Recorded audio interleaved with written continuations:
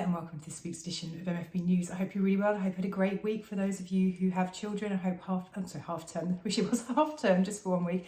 The long 6 weeks of the summer holiday has got off to a really good start for you. It was such a shame to see the weather turn just in time for the kids breaking up. So hopefully things will improve and you guys will have a really super summer holidays. Now, in terms of what we've got for you this week, we're going to be updating you into the changes in the mortgage market, keeping you abreast of the news of interest rates and what the lenders are up to as always.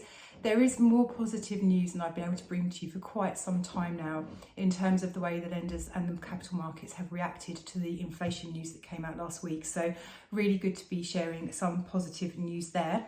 We're also going to be talking about the EPC dates and the kind of rumours that are now flowing around on the back of an interview with Michael Gove.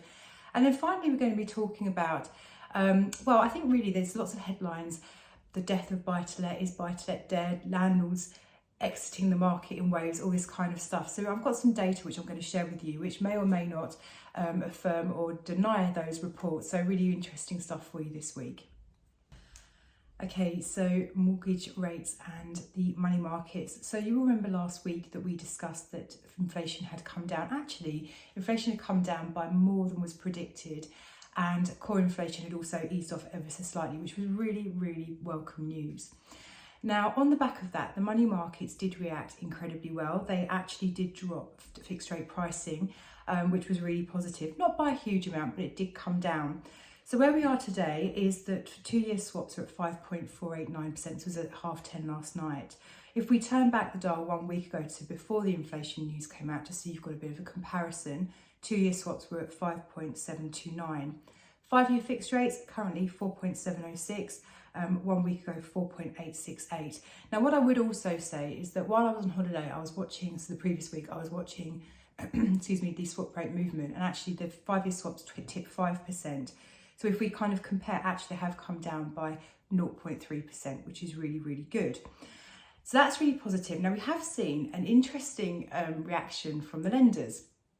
And I think it's fair to say that the specialist lenders, who are broadly speaking almost 100% funded by the capital markets, so swap rates really kind of impact these guys. We've seen a slurry of repricing from them. However, the clearing banks, so the more vanilla institutions, so your NatWest, your Santanders, those kinds of lenders, they've actually still been putting their pricing up. Now, if I'm really honest, I couldn't tell you exactly why. I can only assume that it's something to do with their kind of pricing model in terms of how they have to kind of pay their savers' monies, because they're also funded by balance sheets as savers' monies versus the amount of money they borrow off the capital markets, which is then connected to swap rates. So a bit of a mixed bag this week in terms of lender reactions, but we have seen reductions nonetheless. But before we go on to that, I just want to sort of update you on predictions for Bank of England base rate. So we've got another base rate meeting in August, and the current school of thought is we're going to see an increase of 0.25%. Now, my suspicion is that with the inflation news that came out, if the base rate didn't go up again this month, we might see fixed rates float back up. So I think the expectation is that the MPC, we've seen some good news in terms of inflation, but they do need to keep on chipping away at this. So if they were to sit on their hands, that would kind of unnerve the money markets. So what we're actually thinking and almost hoping for is the base rate would increase, but just by 0.25% to show that they're still kind of, like I say, chipping away at this, but kind of not going crazy either. The expectation more broadly than this is 0.25% in August, one further 0.25% rise, probably in the autumn, and then that should be us done, assuming the inflation figures continue to behave in the way that they're currently behaving. But as we all know, things can change on a dime at the moment, so let's just keep our eyes peeled. Now, in terms of how this is shaken out, so we have seen, like I say, a flurry of rate reductions from the specialist lenders, which has been absolutely amazing. So first up, we've seen Keystone rate reductions to their pricing of up to 0.65%. So their pricing is now from 5.79. I'm obviously going to caveat this with the watch the arrangement fee thing, but actually still from 5.79, which is really good. Paragon were very quick to the table to release some semi-exclusive rates. They haven't actually repriced their core standard set of products, but they have released some semi-exclusive rates. And the reason lenders quite like semi-exclusive rates, particularly in a very volatile time, is that these rates that they're kind of saying that we're going to make them available for a certain period of time or for a certain amount of lending money. So we're going to do £10 million, for example, on this particular rate. And once that tranche of funds is gone, then we withdraw the product. So it gives them a bit more agility in terms of having a standard pricing set, but then just a couple of rates they kind of put out and then withdraw very, very quickly as well. So this gives them real agility. So the semi-exclusive rates that Paragon have brought out from 5.75% with a 5% fee, or 6.5% with a flat arrangement fee, 2,995. So not bad at all. Aldermore have also released some semi-exclusive rates, so their pricing now from 6.29. Lambay, they've made reductions, their pricing's now from 5.09. Again, watch the arrangement fees. West One, they've made some reductions, their pricing's from 6.44. Molo have done something interesting actually. They haven't reduced any fixed rates, but they have actually taken 1% of all of their tracker rates. So these are now from 2.49 over base, so from 7.49%. Now, like I say, conversely, we have seen some of the non-specialist lenders increase their pricing. So Virgin Money and Santander are two that spring to mind immediately. So it'll be interesting to kind of just watch and see what happens with the more vanilla types of lenders over the next couple of weeks. But at least some positive news for us. Now, I think in terms of lender pricing and what to expect going forwards, it's going to largely hinge on what happens with the capital markets now. So I think things, 5-year swap rates are sort of floating up between high 4.6s and low 4.7s. That's kind of where they're now stuck. So I think actually probably we are where we are for the time being, unless there's some kind of news. And you can sort of almost watch the market reacting. So the news came out about the Ukraine grain distribution being stopped by the Russians, and so then the money markets kind of went up a bit. So anytime there's a little bit of news which implies that actually inflation may kind of go in the wrong direction, there's a tweak in the money markets. So I think we just need to really kind of watch and see what happens. But I think in the round, you may see a few more lenders reprice downwards a little bit over the next few days. But actually any kind of further step downs in pricing to something, you know, from where those lenders have already repriced would go further, it's really going to be driven by what happens with the capital markets now. Now, in the last 2 days, Michael Gove has had an interview and he has made some fairly interesting statements. Now, the first thing he's done is that he has pledged to publish shortly revised timetables for the implementation of further energy efficiency targets for the private rental sector, so essentially MEES. So what he has said is that actually he feels that the government was asking too much too quickly of landlords after proposing a deadline of 2028 for the new EPC regulations, where landlords will have to have a property of EPC or above. Now, this is an interesting one. I think actually, I mean, my view, and actually talking to some of my clients, they're saying that actually 2028 isn't too much too quickly. It's just we don't actually understand the parameters. Once we know what the parameters are, we're on board to kind of get this done. But at the moment, you know, this is 5 years away. We have no idea what we're meant to be doing. So I'm not sure that actually, from a landlord's perspective, it's the timing of it. It's more about just having the clarity about what's expected of them, you know, what the exemptions are going to look like. Actually just bottoming out whether there's going to be a revision to how the EPCs are calculated in the first place, because obviously no one wants to spend a bunch of money doing a load of improvements to their property, and incidentally the average cost to bring a property up to an EPC rating of C is £10,000, so no one wants to spend £10,000 and then find out that actually the way that the EPCs are calculated gets changed and actually then failing again. So I think really actually, while it's great to see that Michael Gove is kind of looking at this and really thinking about it, it's not so much the timing, it's the clarity around the situation. Now, another thing that he went on to say is that they have made a further unequivocal pledge not to introduce rent control, saying that wherever they've been tried in the past, they've backfired. So that's really positive. As you'll know, rent controls are in place in Scotland, and actually a lot of Scottish landlords are finding that incredibly challenging at the moment. So that's a really positive one. And the other thing that he was talking about is by the house building situation and how the government is going to be looking to achieve their target of house building 300,000 homes a year. 1 million homes need to be built. And what he was saying is they're going to be reviewing the whole planning process. And one of the things he touched on was permitted development, and they're going to be looking to make that easier. And I really thought that was quite an interesting one. So actually, for those of you who have looked at this before, you'll know that permitted development means that actually it's meant to be made simpler.